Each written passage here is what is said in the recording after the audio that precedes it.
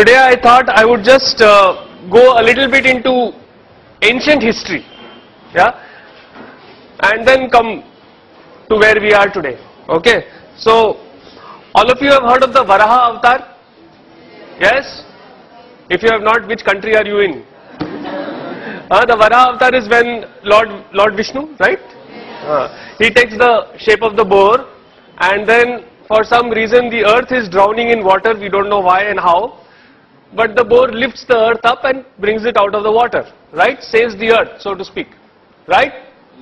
Now, that may be a fantastic story and all that, but check out the shape of the earth. What is it?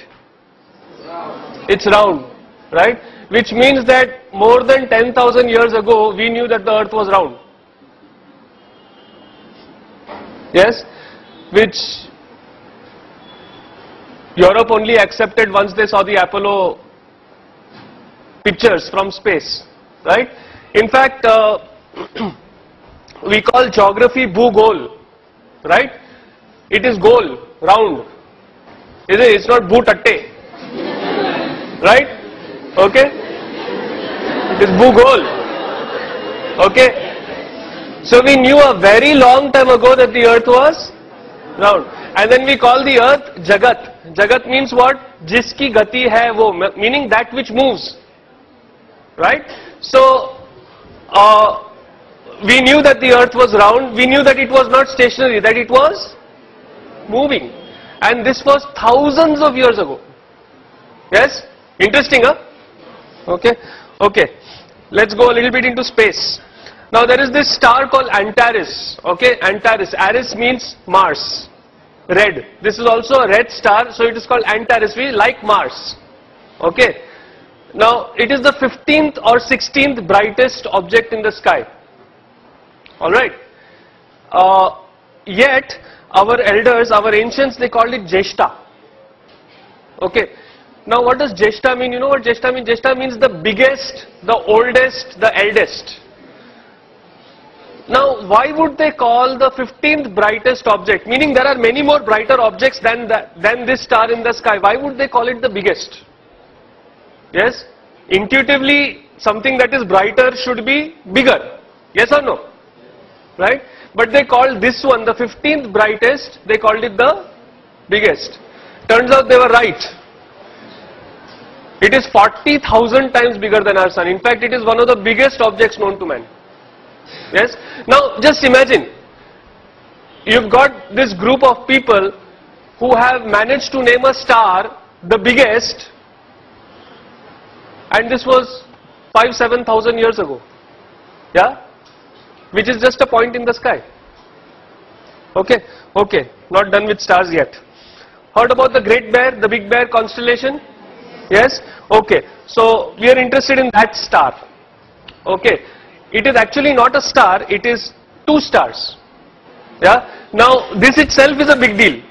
To figure out that that particular point of light in the sky is two stars. Okay? And it is called the Arundhati Vasishta. It's called Arundhati Vasishta. And in South India, there is a tradition where after marriage, yeah, the husband and wife are supposed to go out in the night and look at this particular star. Okay, now, funny tradition. Right? Okay. Now, most twin star systems rotate like this, like one star is in the middle and the other star is going around it. This is definitely not the way a husband and wife should be. Isn't it? Right? But Arundhati Vasishta, this particular system moves like that. Now, first, to figure out that that is a twin star system. Second, to figure out that it rotates in this way and not in that way. This is not something which is easy or obvious, is it? Yes? Third, to do it without telescopes. Yeah? Okay, metallurgy. Dinesh is BTech Metallurgy from IIT Bombay. You know, there are these pillars which are rust proof in India. Do you know about them? The most famous one is in front of Qutub Minar. Yes, this is 1,000-year pillar, 1,000 years old, and even the pollution of Delhi has not touched it. Yeah, it is still not rusting. Yeah, and the other one, this is near Bangalore in Kollur. Yeah, where there is 750 centimeters of rain a year, 6 to 8 months a year, and this has been there for 2,400 years. Yeah, and it is rust proof, no rusting. About the second pillar, what is more interesting is it was not built by any expert. It was built by the tribal, the aboriginals of that area to welcome Adi Shankaracharya when he came to their village. Yeah, so this technology was there, not even with like the learned Brahmins or something like that. It was available to the tribals. Yeah. Then there is this mystery of zinc. You know, India held the sole knowledge of how to remove zinc from zinc ore for 4,000 years. Yeah, because zinc, it's a very, very interesting thing. Zinc, from the ore, the zinc becomes liquid at 997 degrees Celsius. But that same zinc then vaporizes and becomes gas at 1000 degrees Celsius.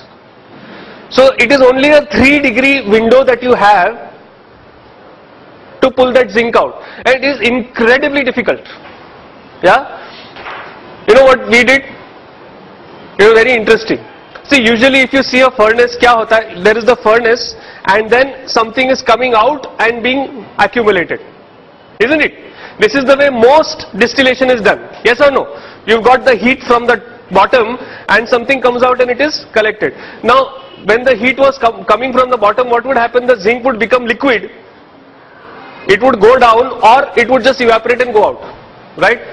So what did these people do? They turned it upside down. They put the heat on the top and they put an ice bath below it, cold. So it would come down, then it would go in the cold, it would solidify and you would get the zinc. Yeah? For 4,000 years we kept this technique secret over here. Yeah? All the zinc in the world was made only by India. Nobody else could make it only. Yeah? Then one Chinese fellow stole it.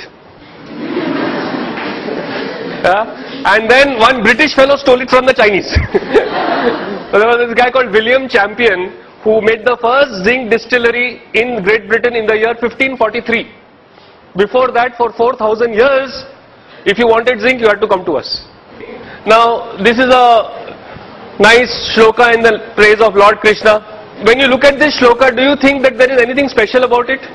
It is like all other shlokas. Oh Krishna, you are great, you are this, you are that. Yes or no? Right? Only thing is there is this thing, there is a protocol called the Katapayadi Sankhya. Okay. Took me a long time to learn to pronounce that. Yeah. So there is this Katapayadi Sankhya where they give particular alphabets, particular numbers. So for example, Katapaya is 1 and so on. And then if you substitute these numbers in this shloka, you know what you get?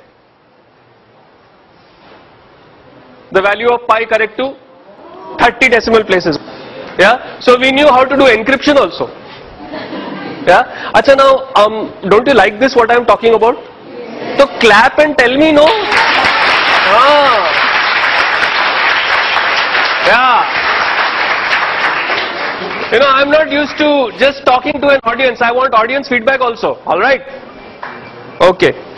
If you don't like it, then do like that. So I know. Now recently I had been to Goa. And in Goa there is this place called Vasco da Gama. You have heard of it, right? Now, why is Vasco da Gama called Vasco da Gama? Because there was this fellow from Portugal who came and supposedly discovered India. Right? Okay, let me tell you the true story. This story is in Vasco da Gama's own journal, which is there in Lisbon today. Okay. There were two guys who went searching for India. One of them was Christopher Columbus. The other was Vasco da Gama. Okay. Now Christopher Columbus, he went in the opposite direction. From Europe he went up. Okay. And he found America. Only he thought America was India. Okay. That is why the natives of Americans are called Indians. That's where the Indian name comes. Because he thought, mere ko India mil gaya. Right. So he called those people Indians. He called them Indians actually. Then the Other people came and, called them red because they were not white. Yes? So that was Christopher Columbus' story. Vasco da Gama, he went in the opposite direction. If you know your geography, he came down from Africa, and he was too chicken to go out into the main sea. He would only sail keeping the coast in view. Okay? And he was having the biggest ship available at that time in Europe. Alright? So he came all the way down to the Cape of Good Hope. Okay? And over there, he was wondering, now how do I cross? Because from there to go to India, you have to go across the ocean, across the sea. Right? Over there he met a Gujarati whose name was Kanha. Okay? He does not mention the surname, possibly Patel. Okay? Yeah? So he met this Kana Bhai who was a trader from India, from Gujarat, who had ships 12 times the size of this ship. 12 times. And remember, Vasco da Gama's ship was the biggest ship in Europe at that time. Okay? He had ships which were trading ships, forget about military ships, trading ships which were 10 to 12 times the size of Vasco da Gama's ship. And Vasco da Gama's ship was escorted with 3 ships, like in formation, his ship was in the middle, those 3 of our Indian ships escorted this guy to Goa, to India. Yeah? So maybe we should call Kanha, no? Yes?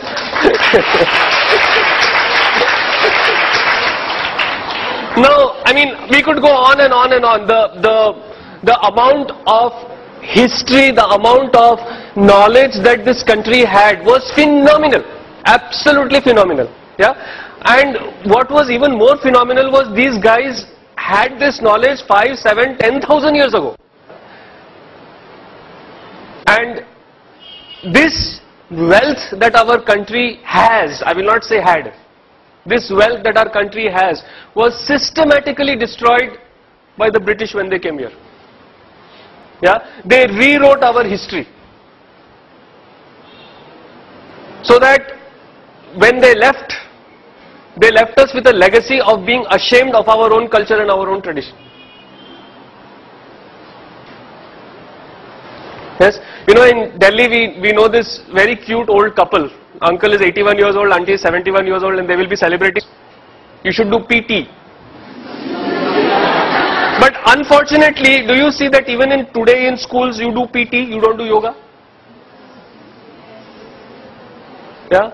So we have got independence, it's 60 years, but we are still thinking in those terms only. That is what the British wanted. Yeah. To break this country, they had to break the education system and break the traditions.